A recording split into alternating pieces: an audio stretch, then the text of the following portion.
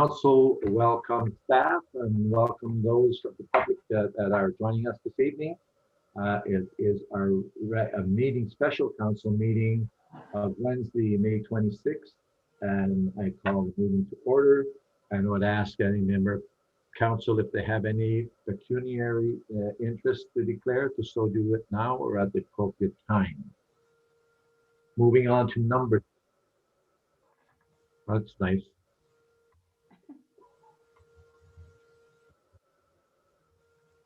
Continue.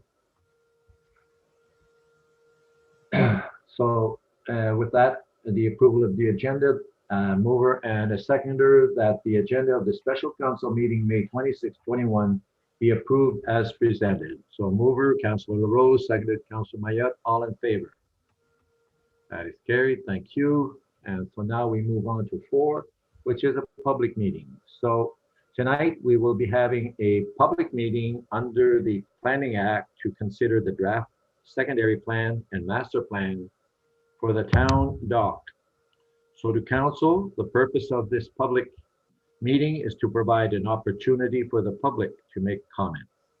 The purpose of this public meeting is not to engage in a debate regarding the merits of the proposal, nor is it intended to be a question and answer session.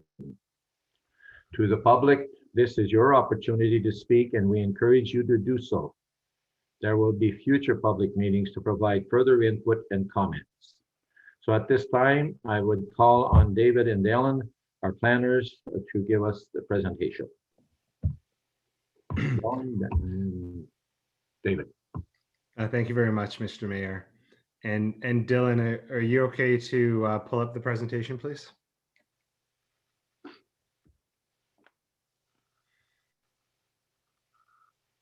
And if you could just maximize it as well too, please.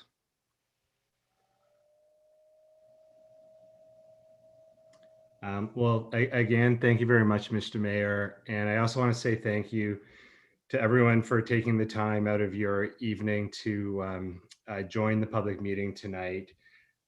Tonight is the third public meeting we have had so far along the process, and the plan is still evolving, and your input is very much appreciated and important for the study as it informs the recommendations. My name, as the mayor introduced me, is David Sajecki with Sajecki Planning, and joining me today for the presentation is Dylan Dewsbury. We'll be providing the presentation together. Penn, of which you can see the town dock in this image, is the jewel in the Penn Harbor, is the jewel in the Georgian Bay. And our goal for this study is to better connect the town dock to the downtown and to make that jewel shine just a little bit brighter. So next slide, please, Dylan. So tonight we did see the icon that was saying this session is being recorded.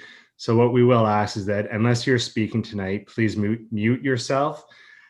During the questions and answer period, please share your feedback verbally or by typing your comment using the chat function. And if you are experiencing any technical difficulties, please message Sarah Marshall directly through the chat function, or if you prefer by email at smarshall@pennetanguishene.ca. Next slide, please. So this slide just identifies the members of the project team. I'm not going to go into detail on this, but I will say we've been working directly with Andrea Betty and have been having as well as members of the Technical Advisory Committee, town staff and the council, and have very much enjoyed the process so far.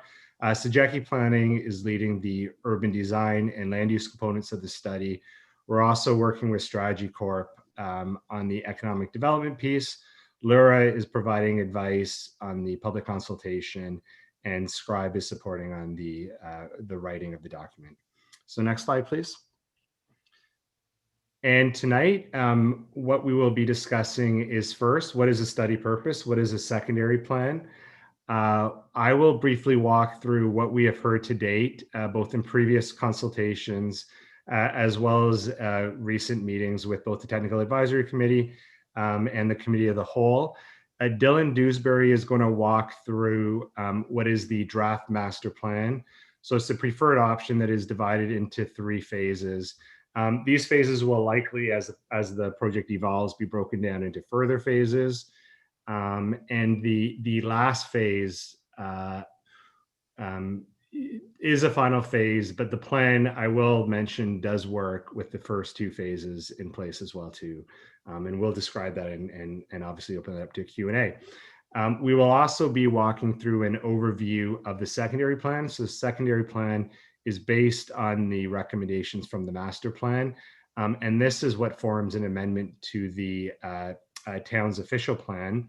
We'll walk through the schedules, which are the key recommendations, as well as the structure of the policy framework, at a very high level of the implementation and phasing. And then we'll turn it over to the next steps and a question and answer period. So next slide, please. So in terms of the study purpose, I'll start with describing what a secondary plan is. So a secondary plan is a land use plan for it can be for any particular municipality in Ontario that is prepared as an amendment to an official plan. Typically what a secondary plan provides is more detailed policies for the area than that are normally found within the general official plan. And it covers items such as types of uses in buildings, public spaces, parks, streets, parking, and urban design. And why is a secondary plan being completed? Well, for this site in particular, it's being completed, 1, because we know that there is significant investment that is coming up with respect to the town dock, and that includes investment into the TIC, the Tourist Information Center, as well as the asphalt parking lot and the wharf substructure. And so it's being completed to think about, well, as we identify potential opportunities that exist for a long-term plan for the town dock, how can we best leverage and best utilize those investments today to make sure that we're protecting and thinking about the future of the town dock. And in terms of what will the secondary plan achieve, it is to develop a vision to guide that future design and development.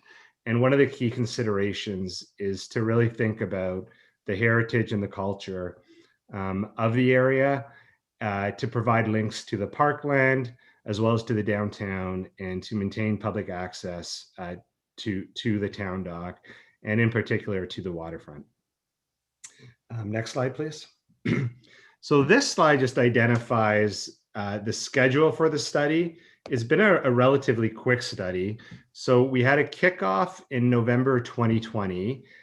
In February, beginning of February was the first time we went out to the public, and that was for a visioning workshop, really focusing on asking people how they use the space, what is working in the space, what isn't working. We were back out to the public in March with a draft master plans. It was a master plan workshop, of which these plans that you'll see tonight have evolved since March. And that was followed by a survey that was up on the town's website. And then on May 12th, there was a presentation to the Committee of the Whole. And since then, we have met with the Technical Advisory Committee, have had discussions with other stakeholders. Tonight brings us to May 26th, the public meeting, and this will be followed by further stakeholder meetings. There's a council workshop coming up, and a time that is to be determined, which is should be the end of June. There'll be another presentation to the Committee of the Whole to provide the recommendations from the study. So what you'll see tonight, we think is very exciting, and there's a lot of work that has gone into it, but they are draft and they are continuing to evolve. So next slide, please. And the next few slides I'll walk through is just what we've heard so far during consultation, both with stakeholders, with the public and with the town. So some of the most liked features that they would like to see in the plans are continued public access, to maintain views to the water, to provide less parking and more green space. More recently, there's been a lot of talk around parking as well too that we will speak to. Provide a boardwalk and promenade, and they liked the idea of providing people-friendly spaces. And when I say they, I mean the public.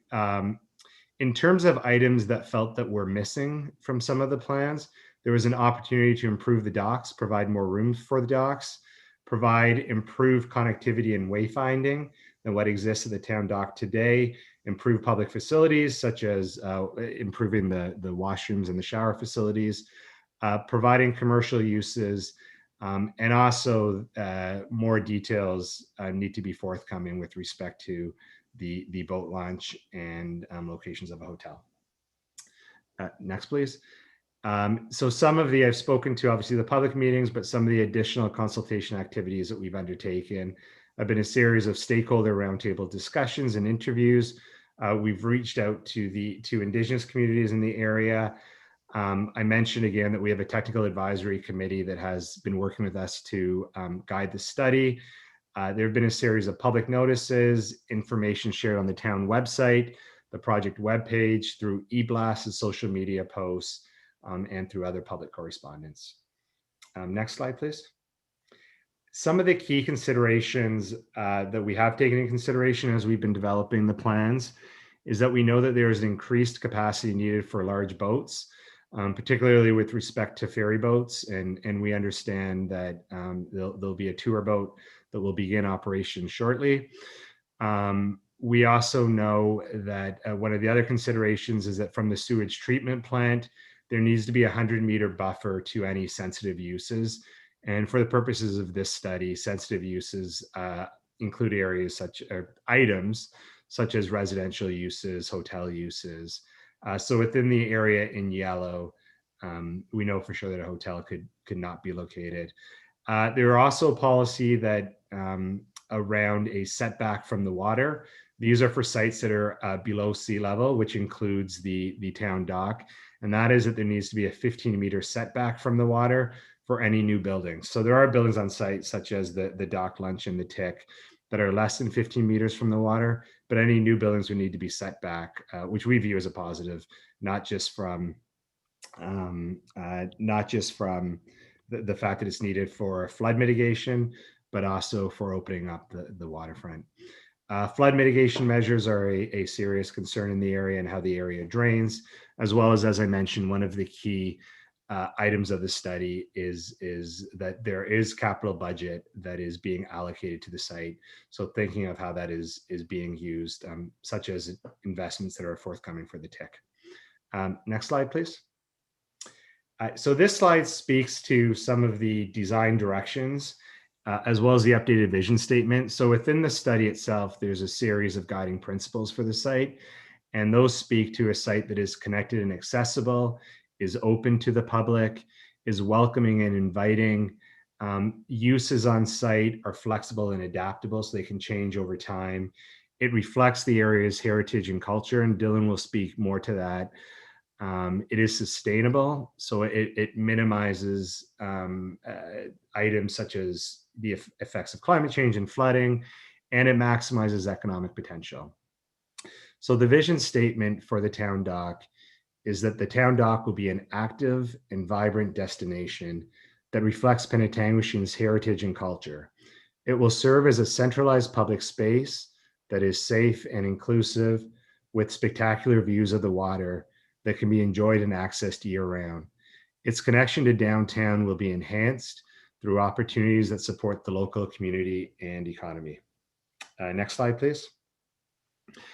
We've also undertaken some more recent consultations that I've mentioned, and those include the Committee of the Whole on May 12th, meeting with Recreation and Community Services on May 21st, and a meeting with the Technical Advisory Committee on May 21st. And at those meetings, we discussed the same plans that will be shared tonight, but some of the feedback that we received have been broken down to a series of different items. And with respect to parking, we heard that there was concern related to the amount and location of the parking.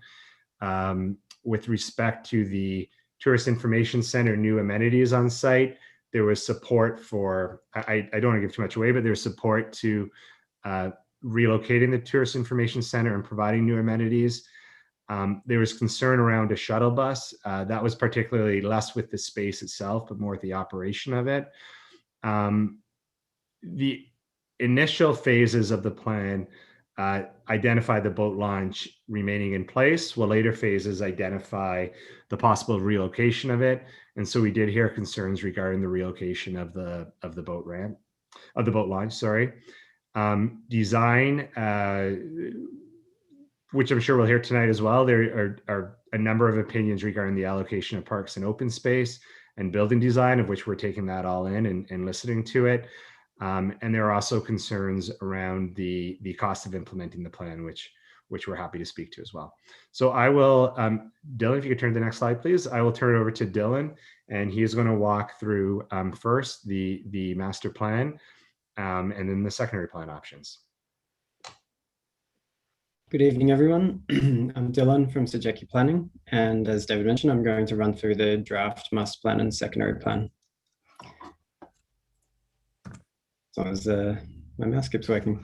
So the existing site is the town dock that we all know, and it includes currently a lot of surface parking, and this, which is currently in this white and green area here. This is less formalized, whereas this is the paved parking. And this is just a rendering of the final phase of the master plan, which, as we mentioned, we're excited about, but it also does work if the plan stops at phase 2 as well. So we'll get through the phasing plan. So the first phase is more about rethinking how the town dock could operate. So it's about peeling back the parking slowly. So this is probably the end of phase 1, which is, could take about 1 to 5 years. It formalizes the parking close to the sewage treatment plant and keeps a little parking in the current area of the roundabout sort of entry. So in the first phase, the TIC is proposed to be relocated. So currently it is in this space here, if everyone can see my mouse, and it is proposed to be relocated closer to Main Street, and this would be the final location. The timing of the relocation of the TIC is primarily due to funding. There is some funding coming up in the near future, so it makes sense to use that to move it to its final location. In the first phase, the boat ramp is planned to be kept where it currently is, and a little bit of this informal parking area will be kept to help with the boat trailer parking, as well as access to the dock launch in its current form. So that's this building here is the dock launch, which will continue to operate. In terms of programming, the first phase will be about experimentation. So we're proposing a 4x4 challenge, which is 4 events throughout the year, 1 in each season. And it's about just kind of seeing what works. So some of the ideas that we've come up with so far are like a garage sort of sale, or the farmers markets, or we could include Winterama as well, so the existing events. And then those events would be evaluated, and they could continue on, or they could take a different form. Also in phase 1, there would be some landscaping works that take place, utilizing some of the upcoming works to make the town dock a little more green. And also wayfinding and branding strategy used to link the town dock better with the parks and downtown and create an overall theme for the town dock. So these are some of the kind of quick wins, as we call them, that could be part of phase 1, just to start thinking about how the town dock could be used a little differently. So instead of, this would be probably temporary at first, where you peel back a couple of rows of the parking, not entirely, but just to see how it works without the cars there, and introduce some new uses to the town dock. Now, the medium term, or phase 2, is projected to be around years 6 to 10. So in phase 2, there would be further landscaping which would take place. So the parking would be removed from its current existing asphalt location and moved more towards the sewage treatment plant.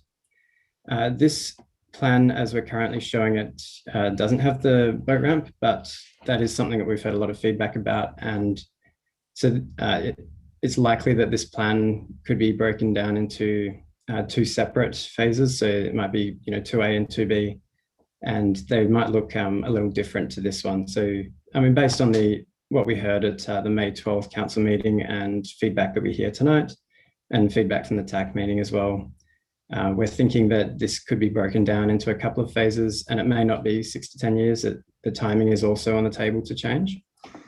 So the boat launch is still an item that's up for discussion, and we're working through that at the moment. Other than that, the programming would be building on the successes of phase 1. So working out what worked and maybe creating a more formalized source for that. That could also work into this building here, which is a proposed kiosk, which could serve a number of different functions. It could just be some small food and beverage, like ice creams or coffee, or it could serve the role of rental equipment. So maybe some water sports in summer, or skating and snowshoeing in the winter. It could also be bike riding, or another business that maybe it could be a new business that doesn't want to commit to the funding to set up on Main Street, but this could be a temporary location that they could try out a business. And so it's aimed at helping the local community and supporting the businesses in downtown. And then the design that we've shown here is conceptual. So this is also would be subject to further design down the road. But the current design we've come up with is reflecting the railway round it's called turntable that you would have, that was previously at the dock way back when. So it's kind of reflecting the town's history there. But that will be subject to more detailed design and is likely to look a little different. So the long-term phase is, we're excited by it, but the plan does work if we stop at phase 2. And, this plan works as it's in its own right. So there's nothing additional that, is crucial to the function of the town dock. These are just kind of optional extras. It would be nice to have, and we believe it would be a great benefit. So they include this northern peninsula where we've got a small town beach, and I just want to clarify that wouldn't be for swimming. It's just kind of a place for people to gather and sit and enjoy the views, and the picnic lawn that would be here, and then an extended wharf that could cater to the Georgian Queen and the Island Princess and any other cruise ships that may come to town. Also in this plan, it's building on the wayfinding and branding that's been identified earlier. So really fully building that out and building out all the landscape works. And we envision it as a well-connected town dock. So it would be welcoming from Main Street, from the water, from the parks. And it would be a place that people would be excited to visit and come and stay and really enjoy the water there. So this is an annotated version of the final plan. So as I mentioned, number 1 and 2 would be more long-term, and they include the town beach and a landscaped area for picnics. So number 3 would be the waterfront kiosk that could offer a range of different opportunities. So that would probably be something that's decided further down the road based on successes in earlier phases. Number 4 it's labeled as a park, but it's more of a gathering space or a public square. So, the detailed design is still a long way off, but it's not intended to be a park per se, but more just a place that people can gather, and it could host events and the like. So number 5 is where the Tourist Information Centre would be built. So it'd be highly visible from Main Street and the parking, and then kind of introduce people into the town dock. Number 6 is some upgraded amenities such as public washroom and showers. Number 7 is where we're envisioning a shuttle bus or just a pickup drop-off location. So that would be used for people that potentially there could be another parking, maybe on Main Street. People might drive in and park somewhere else in the town, but then, you could do a pickup drop-off. And it could also operate for people using the cruise ships. So there could be an off-site parking, and then the shuttle bus would take people to the town dock to use or visit the cruise ships. Number 8 is just a renovated or new dock lunch. So we're still envisioning that the dock lunch would be a part of the town dock, and it could be in some new form there. Number 9 would be the parking with some electric vehicle charging stations. There would be still access to continue the functions of the sewage treatment plant. And then 12 is a waterfront promenade that would again come in probably the later stages. 13 would be a redesigned dock layout, and we're not sure what that would look like yet. And number 14 would be an elevated viewing deck. So we have a little video to show, just to give you an idea of the final phase, just a flyover of the 3D model that we have. So these docks are completely conceptual, and they would be subject to detailed design further on. And the whole plan is still a draft, so this could very well change.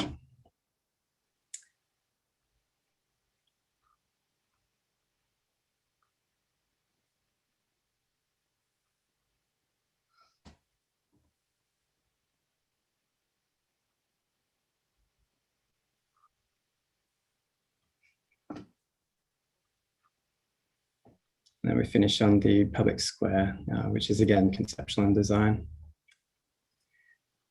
So that's the master plan. And now I'll run through just an overview of the secondary plan. And I won't go into too much detail because we'd be here all night. But this is the schedules will be what I'm going to run through, and some high level policies. So this is the secondary plan area. And it includes the full build out, but it's just the water lots owned by the town there. The land use, we're proposing to divide it up into downtown and waterfront area, which is the current land use designation for the entire town dock, and major open space area for the more open areas. So the major open space area is not intended to be parkland. It would be used to keep those spaces open. We heard that keeping the town dock open is an important goal for the town. So this is the land use designation that would basically not allow any permanent structures. It would be for the open enjoyment and pedestrian circulation, ensuring view corridors are maintained down Main Street, and ensuring that connection with the park and downtown. The downtown and waterfront area land use designation would be consistent with the designation in the official plan and the current designation, but with some modifications. So there would not be any residential, for example. It would be intended for uses such as places to eat and drink, recreation activities, tourism opportunities, and temporary uses. Schedule C is the public realm framework. So this is where we've identified some key view corridors to be maintained. It identifies gateways that would be, we've included primary and secondary gateways. So the primary ones are from Main Street and as people approach from the water. And they would be designed to create a welcoming experience for people coming to the town dock. And then there's some secondary gateways as well from the more residential areas, from the cruise ships and from the park. Some of the public realm policies include the continuous public access to the water, which could be done through this public promenade and paths, and then this public promenade all the way around the water's edge to allow continuous public access for everyone. We would be integrating any built form seamlessly with the exterior spaces. So the renovated dock launch and the tick and the kiosk would all have active building frontage, so lots of windows and very permeable. So, trying to keep any private space continuous with the exterior spaces. This also lays out where we would like to see some natural vegetation, so naturalization of the lakefront here, and then some buffers around the parking. And the public square, as I said, would be mainly pedestrian oriented, so allowing people to walk or ride through and access all areas of the town dock. Schedule D is movement and transportation. So that identifies where the parking would be, how bus or public transit access would access, the shuttle bus stop, access to the dock launch and other buildings for servicing, and then some places for bike parking. And you can see the trails continue all around the town dock and connecting to adjacent areas. So the implementation tools that we'd be using to implement the secondary plan it would be an official plan amendment. So that would be required to bring this secondary plan into being and allow for the master plan to be enacted. There would also be a zoning bylaw amendment that would be required, and that would control any built form on the lot or on the site. We would develop, there would be detailed plans provided for the parkland and the development of themes that would ensure that the town dock's consistent with the overall theme of the town. A wayfinding and branding strategy would be used to connect the town dock to the main street and parkland and make sure people know where they're going. An economic development strategy would be helpful in integrating some new businesses and ensuring that they're aiding in the success of businesses on Main Street. There would be some capital work projects required. Number 7 is relocating the boat launch, but that is still an ongoing discussion. And then 8 is potential sites for a hotel, which would be off-site, but hopefully in close access to the town dock.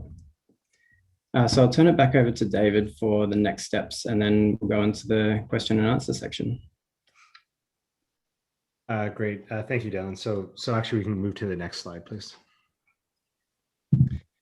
I spoke very briefly to the next steps, but going from the end of May to the beginning of June, we'll be continuing with further stakeholder meetings. Right now, we're just taking information in before refining the plans. We have a council workshop that is being scheduled for the middle of June. We'll be going back to meet with council on the plans. And then it's still moving quite quickly. So we'll be finalizing the secondary plan over June and then reporting back to the committee of the whole in June at a date that is still to be determined. And with that, I believe we'll go into a question and answer period, and I'll turn it back over to Mayor Leroux, I believe. Okay, so next, oh, sorry, Dave, just next slide, please. Thanks, David. Okay, so with that, if there's anyone in the audience, public, who would wish to make a comment, statement, ask questions, now is your opportunity, and I would please ask that you state your name and address for the record. And with that, I believe we have our communications officer, Sarah, that will control the people that will take part.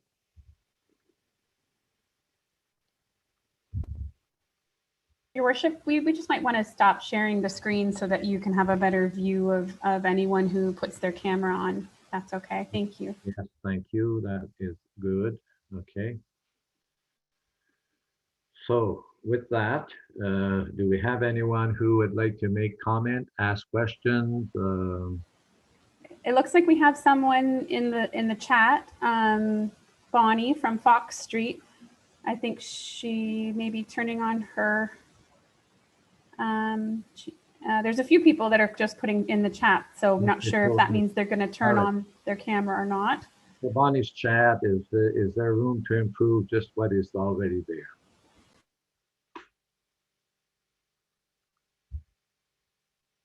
So anyone else in the public? Mr. Cooper, I see your hand up. Don?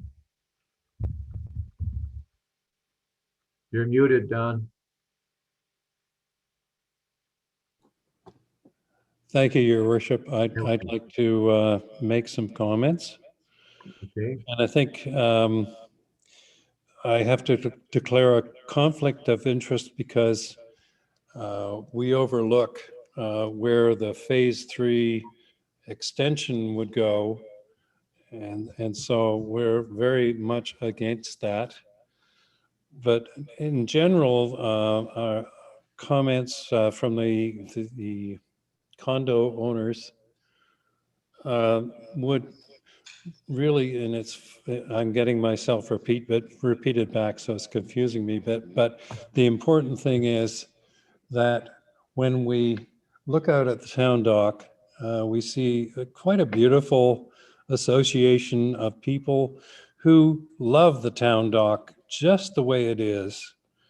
And I think that has to be the starting point and has been the starting point for this study, but we have to look at the impact of the future on the existing people who, for example, there are a number of trucks that come down every morning to have a look over the harbor and assess things. There's an old boys group that gather at the dock lunch for coffee, and these people will have to adjust to whatever is new. But I think the main point from the condo owners is we really object to the extension that would come right in front of where we are and impose to us on an urban beach, which we don't begin to understand. And I don't want to get too excited about this, but I think there'll be other comments coming later from other people who share these opinions. And I'll stop for the moment, but we're very much opposed to the stage 3, which has suddenly appeared in the master plan in the stage 3. So we're kind of bamboozled and we wait for an explanation. Thank you. Okay, thanks, Don. Madam Clerk, I see there's quite a number of in the chat, about 9. Are you recording these chats? Yes, I believe with Sarah's recording of this, the chat feature is recorded as well, so we can certainly share that with members of council. And they can also view it hopefully themselves tonight, but we can definitely provide it for the record. Good, thank you. Anyone else in the audience, the public, that would wish to make comment, ask questions, have concerns? Claudia Cochran. Okay, Claudia? You're muted. You're muted, Claudia. Oh, okay. There we go. Hear me now? Thank you. Claudia Cochran from 2 Marchand Drive. Just a couple of things for clarification here. I'm wondering, when you talk about the cruise ships, are you talking about ships the size that go into Midland or something smaller? David, do you have any comment on that? I mean, they would be the size of, for example, the Island Princess, that Island Princess and the Georgian Queen. So existing ships and ships that are being rerouted from Midland. So those would be in the, what's identified as the last phase. And I'm saying that because we're here to listen to comments. So I mean, that is up for discussion. That would be along that concrete pier that sticks out. And in the earlier phases, that would be along, it's in a similar location, but that would be again along the concrete pier where the Georgian Queen parks now. What about the Princess Pearl that goes into the Midland Bay? Would it be able to come into here? So the docks have not been designed. I mean, the intent of the study is more around providing ideas and land uses so that the detailed design of it would come at a later date. But there's nothing that would preclude it from being designed to permit it I'm to. seeing, I'm seeing Andrea shaking her head. Oh, Andrea shaking her head. Okay, perhaps Andrea can answer that.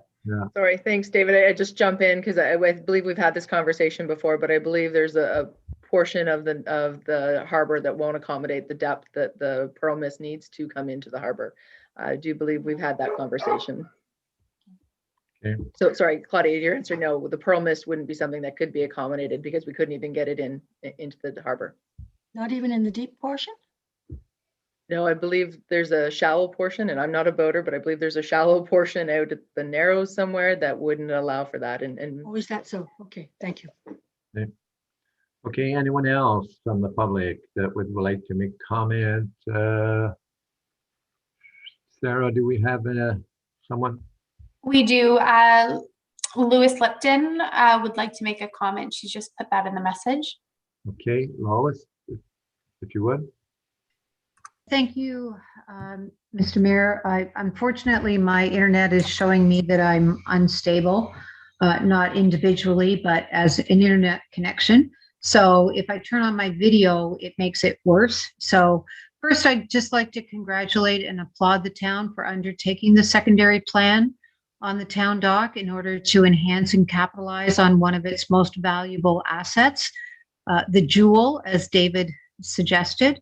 I also applaud the initiative to have more welcoming public spaces, more green areas than currently exist, and more connections to the existing commercial area.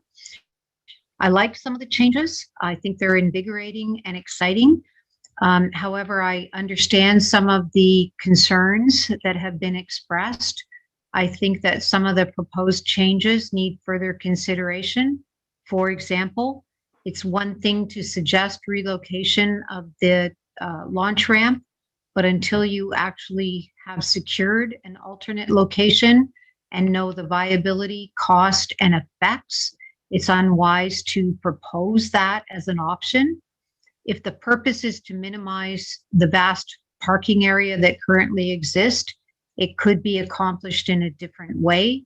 For example, you could have the trailers located off-site and the vehicles located on-site. That would for sure reduce the usable area by 50% and save thousands of dollars in building a launch ramp. So I have a number of other comments I'd like to make, but in the essence of time and my internet, I will just go on record and suggest that I will submit these both to council through the Director of Planning and to the consultants. Thank you. Thank you, Lois. Thank you. I saw, I believe that Megan from Dock Lunch wished to speak. Yes, please. Okay. Thank you.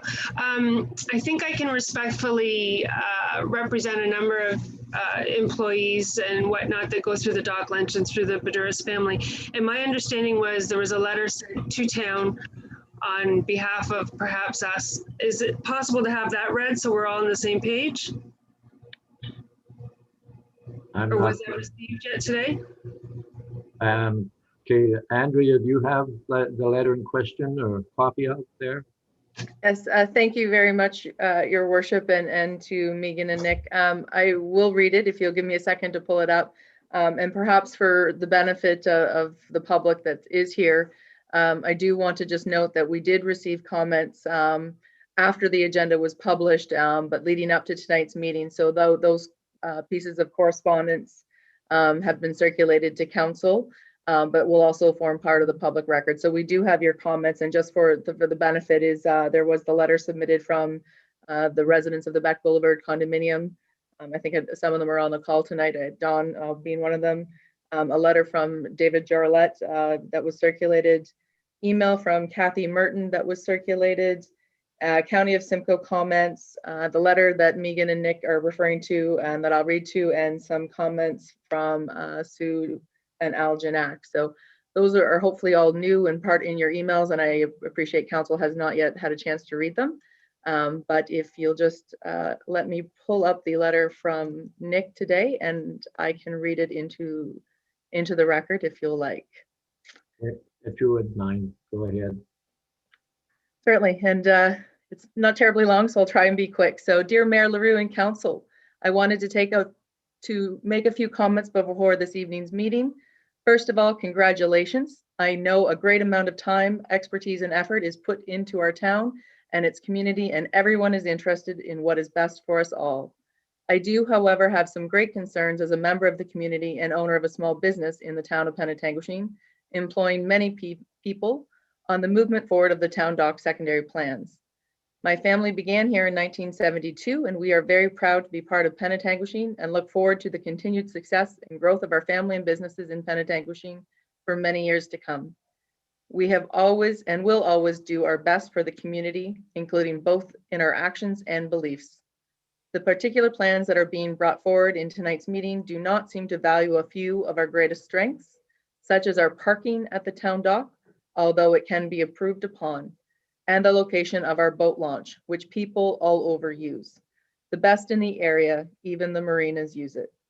The current chosen location of the boat launch and its improvements over the years speak loudly to its value for the reasons above and more.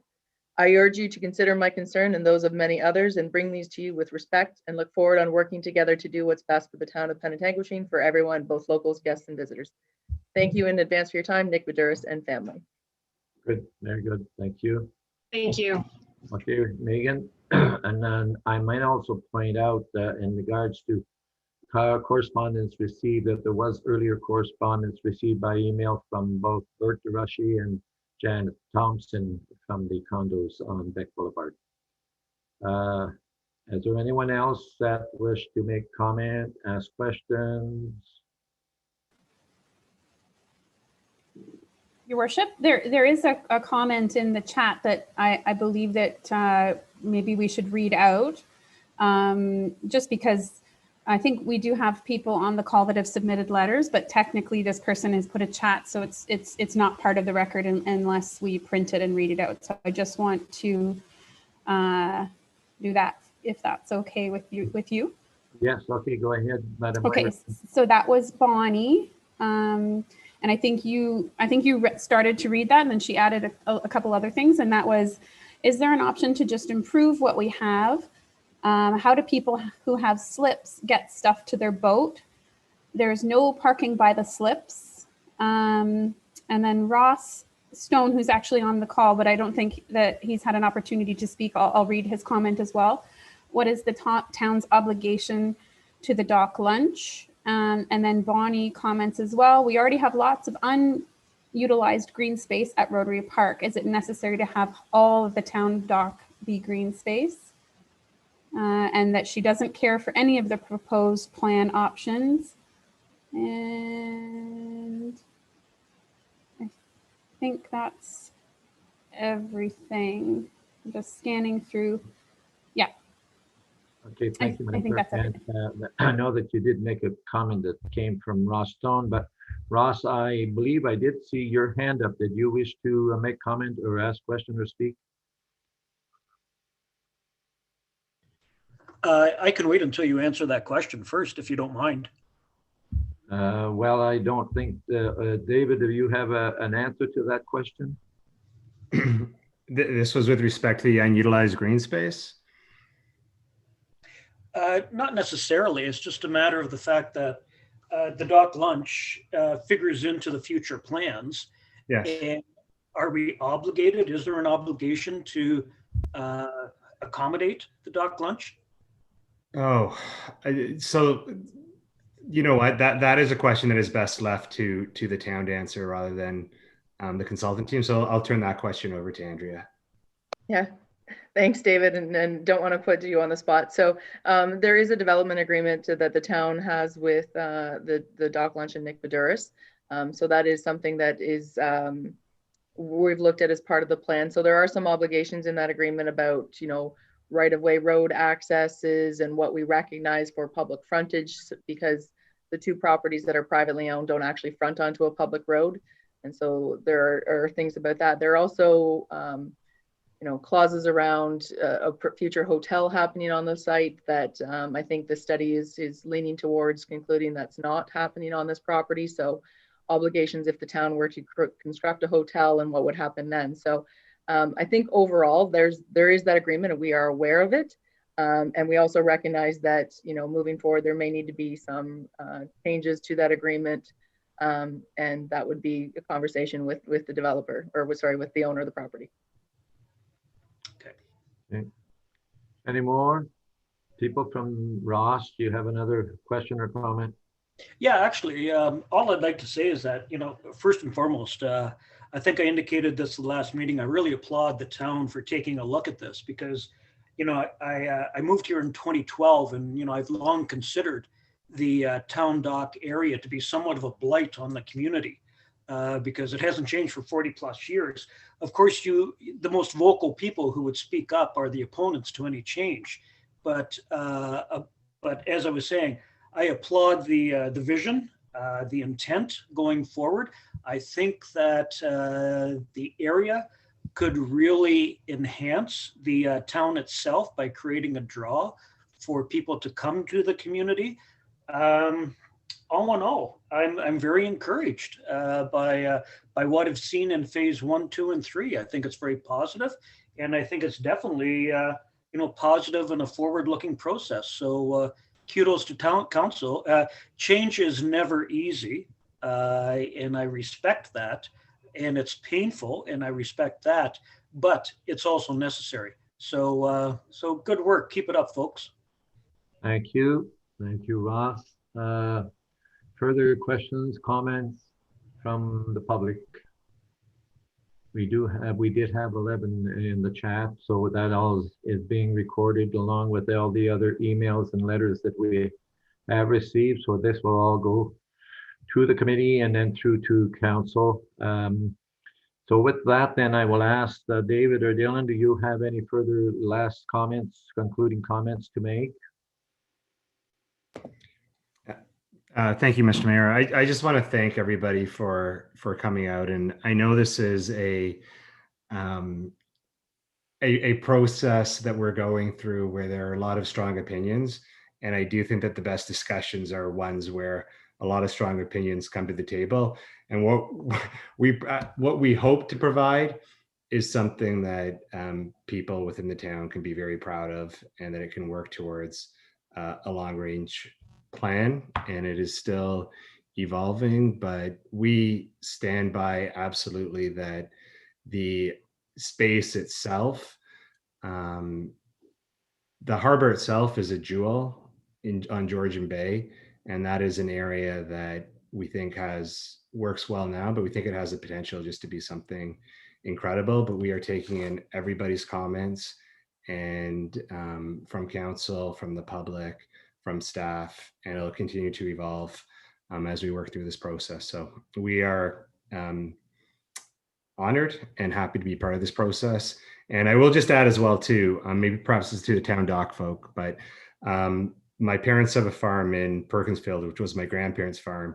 So I've been going to the dock lunch since I was maybe about 3 or so. My grandma would take me down there for burgers and fried chicken. And it's a very important part of, in our opinion, it's a very important part of the town dock. Okay, thank you, David. Okay, and then with that, then I would ask members of council if you have any questions from council on the information presented. Councillor LaRose. Thank you, Your Worship. It was just one from last time. Did we have an approximate cost what these phases would be? David, that was brought forward before, and I guess Councillor LaRose is asking the question again. So was there any opportunity to come up with any numbers, or do you plan on having numbers at some point in time? Through you, Your Worship. We have discussed this with Andrea, and what we can do is provide very high level costs that look around the cost per square foot for construction, per square foot for landscaping. But as part of the study, it was not of the scale and the scope that a quantity surveyor would be there to provide more precise details. But yes, we will work on developing that order of magnitude costs. And as per the comments I made at the committee of the whole meeting, phase 3 is the phase where the costs do go up significantly.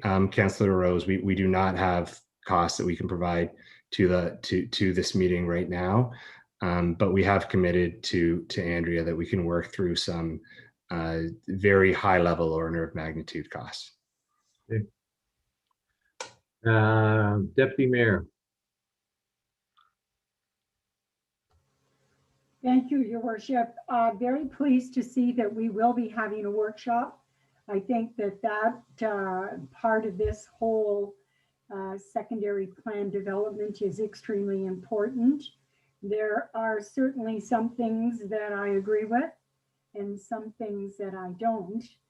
And I'm very pleased that the workshop will give us an opportunity to look at each phase and perhaps pull things apart, change things, put things back together. Yeah, just wanted to bring that forward. I'm certainly very puzzled and really do not agree with the beach area. I think that's a little bit out of the realm, but anyway, I'll save my comments for later. Thank you. Actually, I might point out, members of council, that if you note that it was questions from council, Okay. we will have the opportunity to make our comments at a later date.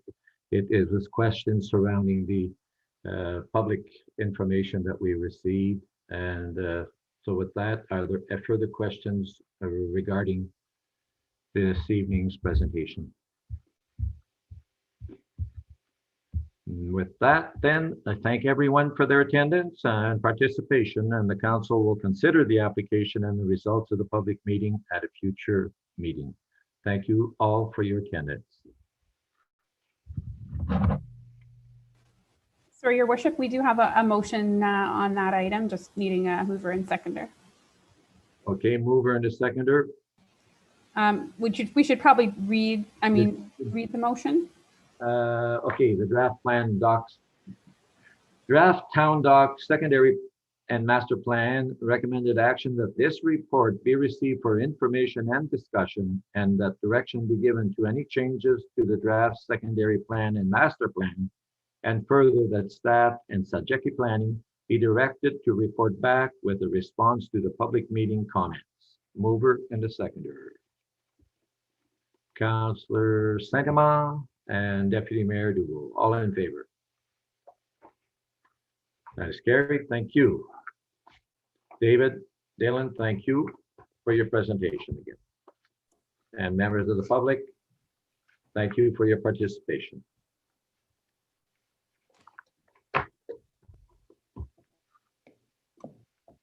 Moving on to number 5, a presentation of the 2019 audited.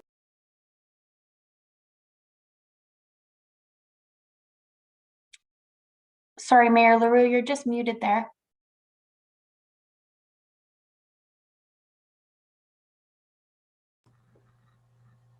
I don't know who muted me. You, Sarah? It was not, but I apologize if it was. Okay. Presentation of the 2019 audited consolidated financial statements and year-end report. And that report will be given to us by Jay Anstey. Jay, it's all yours. Thank you, Your Worship. Members of council, nice to be here tonight.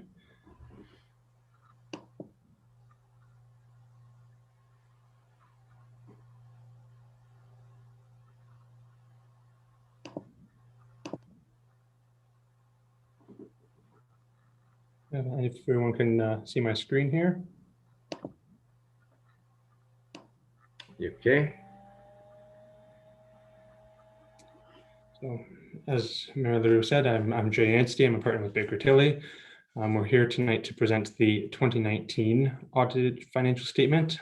That is right, it's 2019. So hopefully move through this quickly so we can move into 2020. But we are presenting the draft financial statement as usual for council's approval. The audit report is dated on today's date, May 26, 2021. Again, the financial statements are attached to the agenda tonight, but I won't be going through them specifically. I have summarized them in the presentation tonight. The draft audit report is an unqualified audit opinion. So once again, we have provided a clean, unqualified, financial statements are free from material misstatement. And also, in addition to the financial report that is attached, we will be sending a management letter and an audit reporting letter. They will follow to council, but they do report that we did largely have a no issues audit where we didn't find any specific control weaknesses or internal control matters to present to council. Just a little bit of background on how we got here tonight. This 2019 audit did start at the usual timing, and that's back in December 2019. That's the time that we generally do perform our tests of controls and look at the internal control processes to make sure that they are functioning as they are intended to. We were working on those through January, February 2020, and had actually issued a management letter. It was dated March 11th, 2020. And then obviously COVID hit, so that delayed the year-end timing. Typically, we are usually starting our year-end audit where we do the tests of balances around May after the year-end. But with COVID, just obviously changes in focusing on operations and things at that time, the audit got delayed. It did go back and forth between ourselves and the management team of the town, but we really started working on the financial statements and test of balances in December 2020. So worked hard to get here tonight. We are going to try, after turning this audit around, to get back on track and be on our normal timing for 2020, to be here for a June or July 2021 presentation and be right back on track with where we usually are.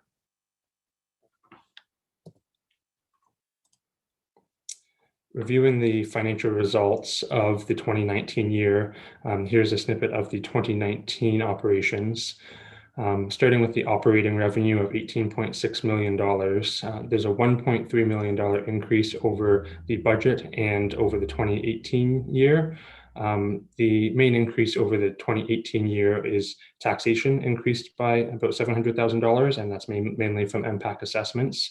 And then also the government grants increased by about $800,000 over the 2018 year, and were higher than budget as well. You'll recall in 2019, there was the modernization grant of about $650,000 that was received. It wasn't spent during the 2019 year, and that did end up in reserves. And then also in 2019, there were some gas tax monies that were used more on roads, but more on repair of roads and some smaller scale projects. So those ended up being recognized as operating revenues. So that's why we saw the increase in operating revenues in 2019. Operating expenses of $18.6 million, they were in line with budget, but again, an increase over the 2018 year. $200,000 of that was related to those road repairs. Just we saw more road repairs from an operating point of view, as opposed to large scale projects that were capitalized in other years. And then also in the 2019 year, there were $350,000 of interest payments, and that's as the debenture payments began in the environmental department. So specifically related to the wastewater treatment plant as that debt repayment started. So one thing that you will want to note is that in the operating expenses, both the budget and the actual figures, those include amortization expense of $2.9 million. So the budget may look a little bit different than the budget you approved, but there are always adjustments to get financial statements into PSAP reporting standards to be consistent with all of the other municipalities. So that is a standard adjustment between the budget you might see and the one presented here. So overall net revenues of $38,000 net deficit, but essentially break even. So great to see there. And again, on the net revenues budget, you'll see a deficit, but that's because the amortization expense doesn't usually make it into the council budget. And then capital revenues, those are 685,000 for the 2019 year. These are specifically revenues that are related to generally the construction of tangible capital assets. In 2018, the $6.4 million we saw was related mainly to the Main Street revitalization and the Small Communities Fund grant and gas tax monies used to revitalize the downtown and Main Street. So no such large projects in the 2019 year.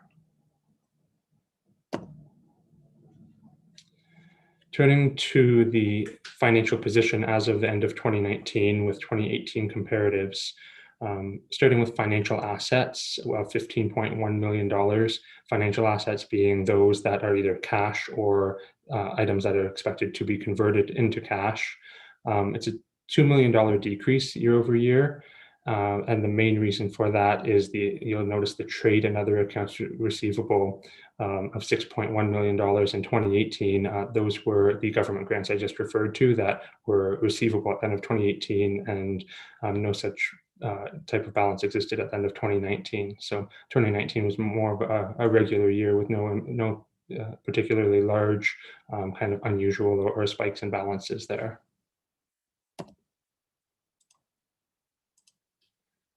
On the liability side of things, we see $20.2 million of total liabilities at the end of 2019. Again, a $3.5 million decrease. We're seeing liabilities go down mainly from accounts payable, and that again relates to the outstanding payments towards the Main Street revitalization at the end of 2018 that were subsequently paid in 2019, and no other real significantly large spikes in balances in 2019 to point out, more just the standard accounts payable and trade payables that we see there. One item to note is the long-term liabilities of $13.5 million. There was no new debt taken on in 2019. And again, the repayments of the wastewater treatment plant began throughout the 2019 year, and for a total of $600,000 of debt repayment. The amount of debt repayment, you're well within the debt repayment limit. The Ministry of Municipal Affairs and Housing does set a limit on that, and Town of Penn is well within that. And then turning to the net debt, so comparing the total liabilities to those financial assets that I just reviewed, and overall the liabilities are $5.1 million higher than financial assets. This is something typical that we do see, and we would consider any municipality in a low risk range as long as their net debt is less than 50% of the total amount of taxation and user charges collected during the year. So you'll see that Penetanguishene, the fact that it's higher than that low risk category is a good indicator of its net debt. On tangible capital assets, the net balance of $95 million, we see a net decrease of $1.2 million year over year. There was $1.6 million of additions throughout the year, and this is offset by $2.9 million of amortization. This is the first time in a number of years that we've actually seen tangible capital assets move in a reduction, and that's after several years of large projects, so not unusual for this to happen. But obviously we don't like to see that continuously go on. So something that we do tend to look at is the asset consumption ratio, how much of the cost of assets has been amortized. And currently 28% of the useful life of the town's assets have been utilized or used up based on the expected useful life of them. I'll dive a little bit deeper into that this year and just showing this by the type of asset. So in particular, buildings and the linear assets, you'll see only 17% of the building's lives have been utilized, and 31% of the linear assets, and those being your roads and your water and sewer infrastructure, the pipes underground, only 31% of their useful lives have been utilized. These are the two largest costs that you have in tangible capital assets. There's been $134 million spent, and that's owned by the town of Penn and Tanguashene. Buildings and linear assets make up $104 million of this. So it's good to see that those have longer useful lives remaining than less. So it's a good indication of asset management, as opposed to where machinery and equipment and vehicles are approaching that 50% life cycle value. So obviously there's some items in there to look at and dive deeper and to see what's coming up and needs to be replaced, as management does have the asset management plan in place.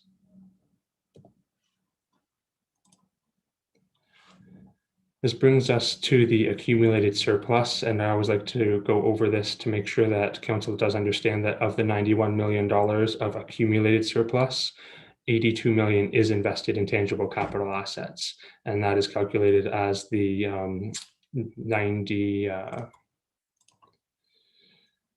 $95 million of tangible capital assets I just referred to, less the long-term debt that's being used to finance those capital assets. So that is not investments, that's not cash, that's actually just invested in the brick and mortar of the town. Where council has set aside funds, there's a $9.7 million of reserves and reserve funds.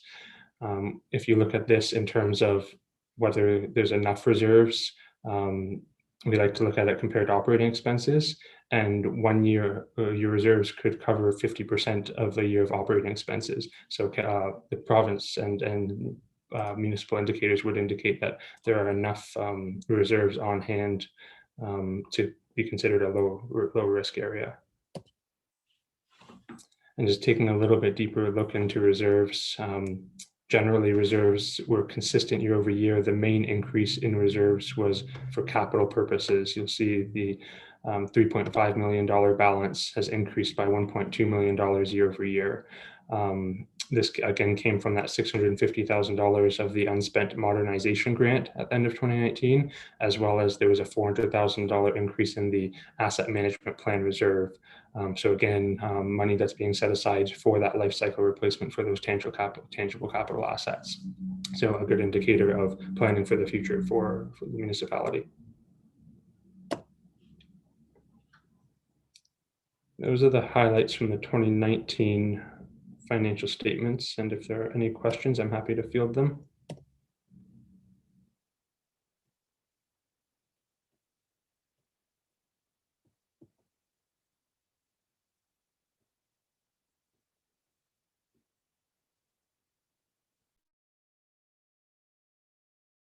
Sorry, Your Worship, you're muted again.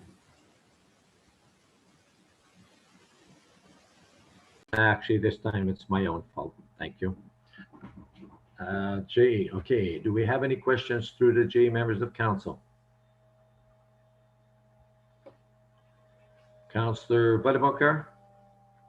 Thank you, Worship. Apologize in advance. My internet is quite unstable this evening. I'm not sure. I cut out once there, so I had to rejoin. I wanted to say thank you to Jay for clarifying why we were dealing with the 2019 financial statements. I was going through some of the documents and some of the associated documents, and I was quite confused because I thought we're really early for the 2020 financial statements, and then started to look at it, and it was all dated 2019. So I guess we'll look forward to getting the 2020.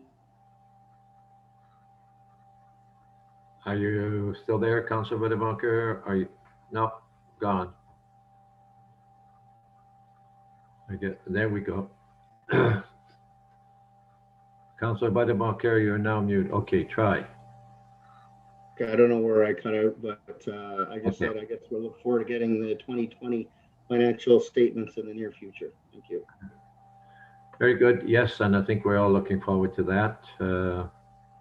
So further questions to Jay?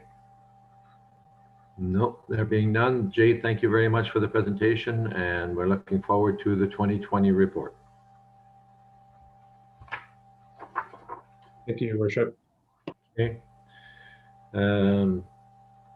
So I need a mover and a seconder that the presentation of the 2019 audited consolidated financial statements and year-end report be approved. Councillor Levy and Councillor Budemakar, all in favor? Thank you, that is carried.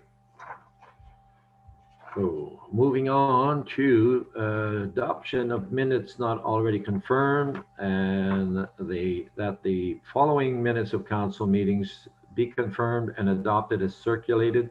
Special council of April 21st, 21. Mover, Councillor LaRose, seconded. Councillor Mayat, all in favor? Thank you. Now we go to presentations and considerations of reports, special committees. And the first, the special committee of the whole, that the recommendations contained within the committee of the whole report related to the transportation and environmental services section be approved. Mover, Councillor Clue, seconded Councillor LaRose. All in favor, or do we have questions or concerns? No, all in favor. Thank you, that is carried. Moving on, the recommendation contained within committee of the whole report related to the finance and corporate services section be approved. Mover, Councillor Sainama, seconded Councillor Mayat. Questions or concerns? None, all in favor? Thank you. Moving on to B, future of 51 Dunlop Street, former Penetanguishene Secondary School. And perhaps just before I get into the presentation of that, I might ask our CAO if he has any comment related to the 51 Dunlop Street prior to our going into the report. Thank you, Your Worship. I did want to just speak to this report very briefly for members of council and members of the public that are listening in. As council will recall, this is a follow-up report from our May 12th Committee of the Whole meeting, where we did provide a public presentation for the benefit of the public as well as for members of Committee of the Whole. One thing that has come to light in the last short while is with respect to timing of the closing of the purchase. So currently the purchase and sale agreement identifies a September 30th closing, as council will recall, and as the public will be aware from the purchase and sale agreement. Certainly that agreement also speaks to the potential to advance the closing date as early as July 30th, as long as both parties agree prior to the end of June. As staff have started to explore the potential of doing some sort of historical film presentation and/or goodbye opportunity for the public, as well as potentially some sort of memorabilia distribution, it's become more and more apparent that there really could be a lot of benefit and advantages to potentially advancing that closing date. So I did want to just make council aware. I have inquired with the school board if that's something they would entertain.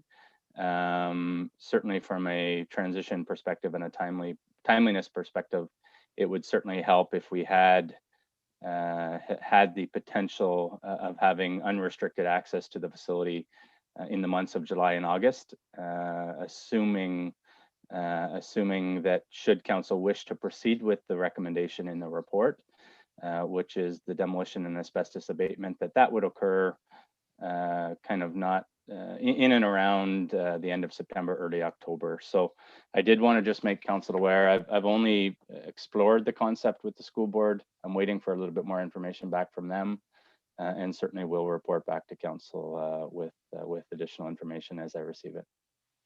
Mr. Mayor, I think that was really what I wanted to provide in addition to the report, and certainly the presentation that was made on May 12th, and would be happy to take any questions if there are any. Okay.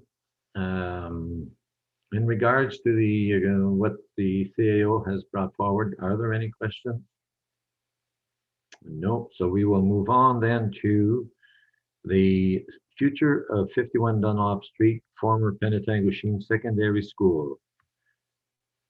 That as per the recommendation from the Committee of the Whole on May 12, 2021, Council approves the following motion. Whereas Council recognized the former secondary school known as PSS has significant sentimental value and emotional attachments for members of the community.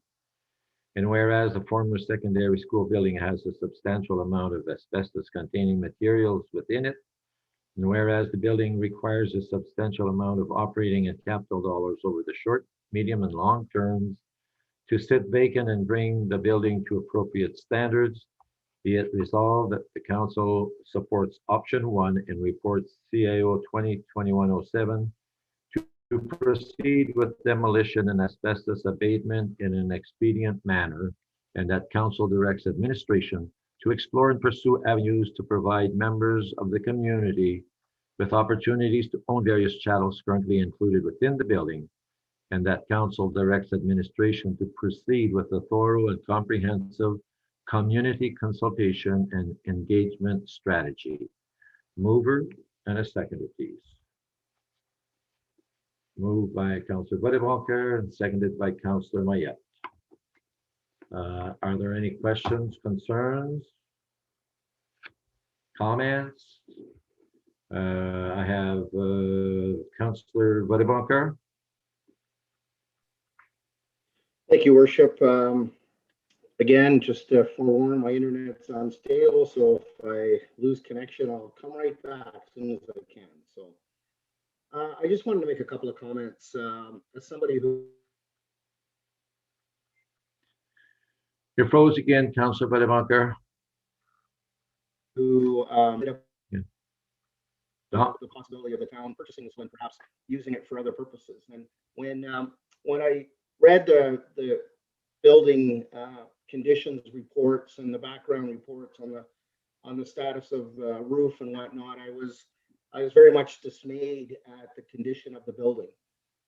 Certainly, as you drive by on Dunlop Street, the facade looks really good. I know they spent some money on renovations and whatnot, but that facade is very deceiving because, as been pointed out, the building condition is such that it would cost the municipality a substantial amount of money, millions of dollars, to maintain the building going forward. And it's just not something that, from my standpoint, makes a lot of sense. I think that the best thing that council can do is to take the action that is being recommended, and then look to opportunities to remember PSS going forward with whatever new development takes place on this prime piece of land moving forward. So as much as I'm saddened by the fact that potentially if council votes on this is the direction we're going, but on the other hand, I see the logic to it, and I'm actively starting to think about the next phase, about what we can do as a community to see this parcel of land used to its fullest potential. Thank you, Your Worship. Okay, thank you, Councillor Bodevanker. Anyone else who wishes to make a Councillor Clue? Thank you, Your Worship. Council may recall that at our last meeting, I expressed my concerns to make a decision at the time, not because demolition didn't seem like a wise option to me, given the information that we've received, but I was sensitive to the community and hope we could take a moment to consult with them. Since then, nobody has reached out to me, and I did spend some time on social media reading as many comments as I could find regarding the town's plans for PSS, and what I saw was general support for the demolition. Given the costs, everyone has read, keeping the building intact and safe is cost prohibitive. However, many people have expressed concerns about another subdivision or a condo development when what we really need is affordable and attainable housing. So, given what I have reviewed in the last couple of weeks, I am supportive of this motion, and I look forward to discussing with the community the options for this property as we move forward. Thank you. And thank you, Councillor Clue, and that will certainly happen and take place at a future date. So tonight we are dealing with the go ahead to demolish, and I did have a mover and a seconder, so all in favor. And that is carried unanimous. Thank you.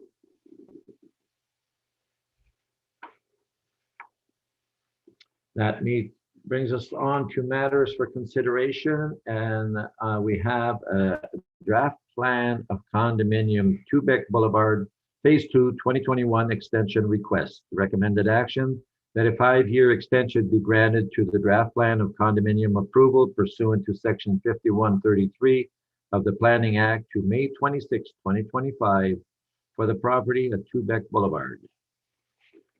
Comments, concerns, questions? Councillor Levy?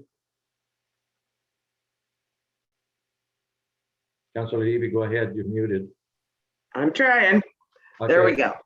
I'd like to ask Andrea, please, if I may, how many extensions has this development had? Through you, your worship, to Councillor Levy, I'd have to go back and look. It looks like this is probably about the 4th or 5th extension to it.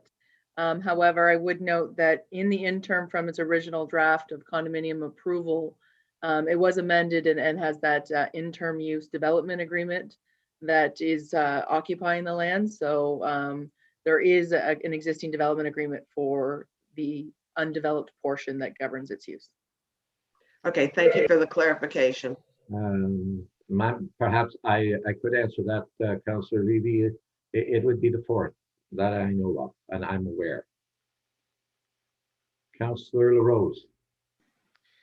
Thank you, Your Worship. I just wondered about the 5-year term. I know in our next meeting in a couple of minutes, we have one coming up with a 3-year extension. I'm just wondering what the difference is and why one is 5 and one is 3. Through your Go ahead. worship, to Councillor LaRose. So I did try to attempt to answer some of this in the staff report, but currently under the Planning Act, there is no time frame for how council can grant extensions to approvals. And so in review of their submission to the town, they have requested the 5 years as opposed to sort of a different, an alternative, a 3-year extension. And that is largely because of the current development industry where the owner of the property is and their plans. Also considered in that timing is the decision made by council as well. So the next term of council will be able to make the next decision if at all warranted or needed in terms of an extension. And the fact that there is an existing development agreement on that property. So because of those things, we were supportive of the 5-year term, an extension to this draft approval as opposed to the one on the committee of the whole. There currently is, it's vacant, unutilized land with no development on it. And it is actually very close to coming forward for registration. So we know that it's likely to occur quicker or sooner than this one. So if that helps explain the difference between the timing of the two. Thank you. Further questions or concerns? So I will read the motion again and ask for a mover and a seconder. The draft plan recommended action is that a 5-year extension be granted to the draft plan of condominium approval pursuant to section 5133 of the Planning Act to May 26, 2025 for the property at Quebec Boulevard. A mover, Councillor Levy, seconder, Councillor Saint-Amand, all in favor. And that is carried. Thank you. You're all good, David.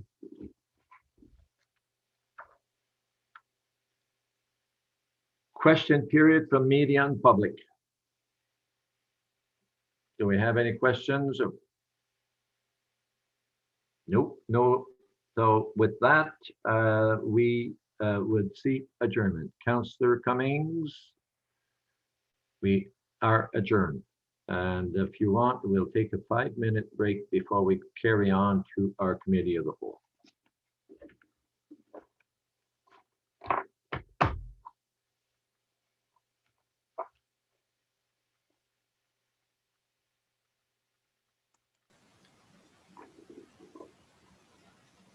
Your worship. Oh, okay, he's gone. I was just going to let everyone know we're not stopping the live stream for this break because it actually ends the live stream and then it starts a whole new one as if it's a new event.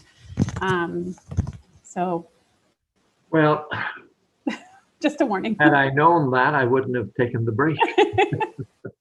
Sorry.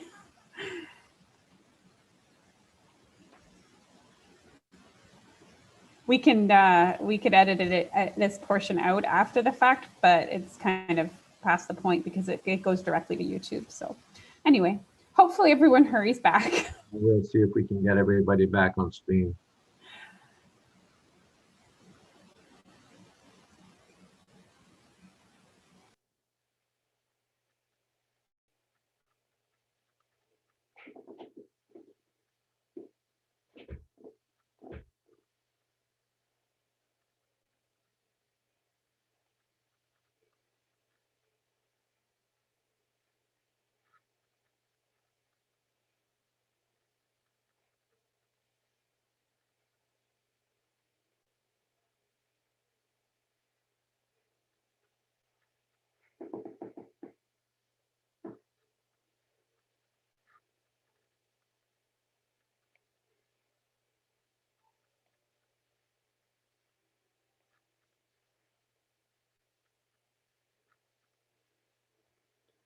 Okay, Levy. Deputy Mayor is back. Councilor Levy, Councilor.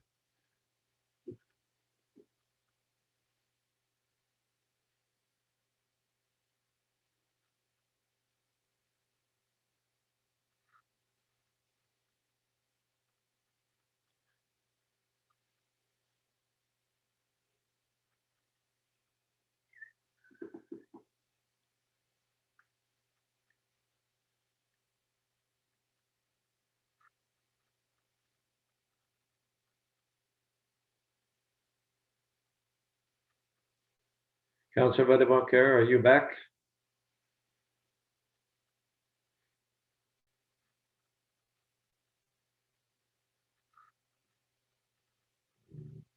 Councilor Mayat, how about you?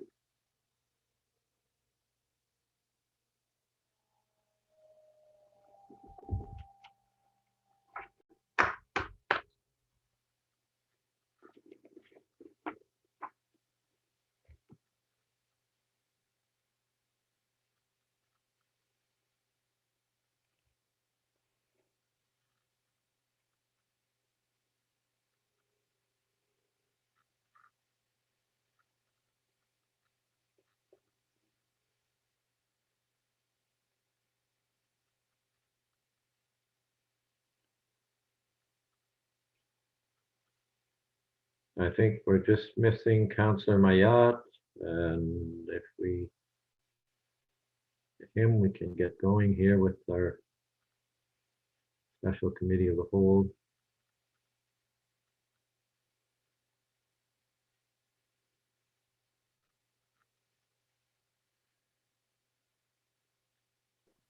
Anybody else's internet having issues I'm having, or is it just me? I think it's only you, George, that I can see from hearing other members of council speak. It's you're kind of at times like fading in and out. I was going to say, mine does show it's unstable periodically. Yeah, well, you're good right now, Jill. Okay, everybody's back, so I will call our Wednesday, May 26, 21 electronic meeting of special council to order. And with the approval of the agenda, the recommended action is that the special committee of the whole agenda for May 26, 21 be approved as presented. Mover and a seconder, please. Councilor Rose and Councilor Mayat, all in favor? And that is carried. If anyone has a declaration of pecuniary interest, so declare or at the appropriate time. Moving on to section 4, which is section C, Planning and Community Development Services. And with that, I will pass it to Councilor Levy. Thank you, Mr. Mayor. We have nothing for information, so we'll go right into matters for consideration. The 2020 Heritage Tax Rebate Program approvals for the year 2021 tax year, Planning 21-27, recommended action that the 2021 Heritage Tax rebates for the 2020 tax year be approved for the following properties at a rebate rate of 40%. We've got the R.W. Benson home at 69 Point Street, J.T. Payette House at 33 Roberts Street West, A.E. Thompson House, 14 Water Street, and the Green Block Trading Post at 1 Water Street. Do I have a mover for that? Councilor Vadeboncoeur, seconded by Councilor Mayette. Any discussion? Seeing none, all in favor? And that is carried. Thank you very much. Request for draft plan extension, 519 Murray Road, Penn Subdivision 2014-01, Maxim Building Corporation Phase 2, Planning 2021-35. Recommended action that a 3-year extension be granted to the draft plan of subdivision approval pursuant to Section 51 of the Planning Act to June 9th, 2024 for the Maxim Building Corporation subdivision at 519 Murray Road, file number Penn Sub 2014-01. Do I have a mover for that, please? Deputy Mayor, seconded by Councillor Badavancourt. Any discussion on that? Seeing none, all those in favor? And carried. Thank you very much.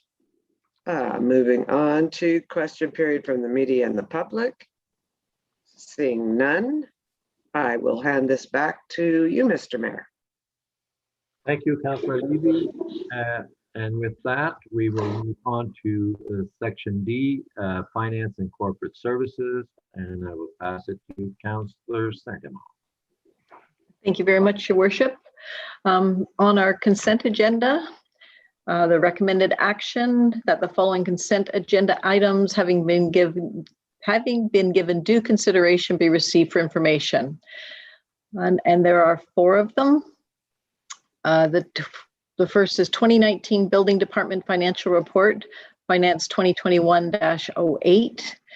Number 2, 2019 Debt Continuity Schedule Report, Finance 2021-09. Number 3 is the 2019 Development Charges Continuity Schedule Report, Finance Report 2021-10. And number 4 is the 2021 Quarter 1 report and the draft 2020 year-end financial summary, Financial Report 2021-11. Do I have a mover? Councillor Mayat, and a seconder, Councillor LaRose. Any questions on the reports? No statements, no questions. All those in favor? Oh, sorry, Councillor Badavancourt. Thank you. I was going to make one comment. Thank you, Madam Chair. Just with respect to the building department report for 2019, and I have to remember it's 2019. The building department had to access the reserves to the tune of $63,000 because it ran a little bit of a deficit last year, if I understand correctly from the report.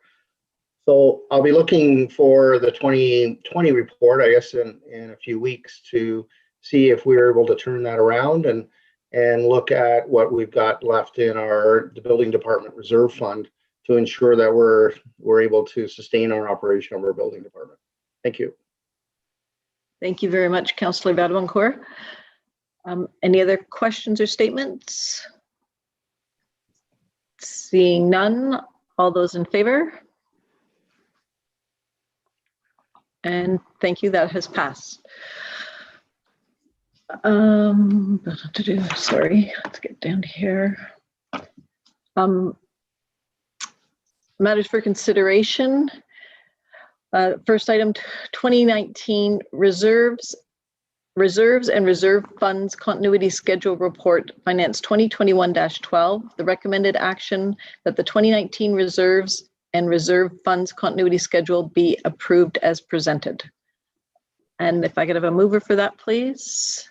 Councillor Mayat, a seconder, Councillor LaRose. Any questions or do you need any clarification?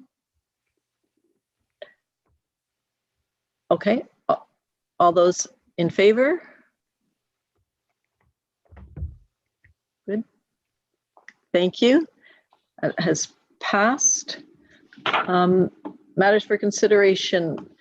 Number 2, the 2019 amortization for tangible capital assets report, Finance 2021-13. Recommended action that the 2019 amortization estimate for tangible capital assets report be adopted by resolution, and that the 2019 amortization estimate as reported in the 2019 annual audited financial statements be approved without a budget amendment. And if I could have a mover for that, please. Councillor Mayat, and a seconder, Councillor LaRose. Any questions, any clarification? Good. All those in favor? Thank you, that has passed. The third one is the 2019 surplus and analyst report, Finance 2021-14. The recommended action that funds totaling $371,223 be transferred to the Community Development Fund Reserve for upcoming land acquisition costs.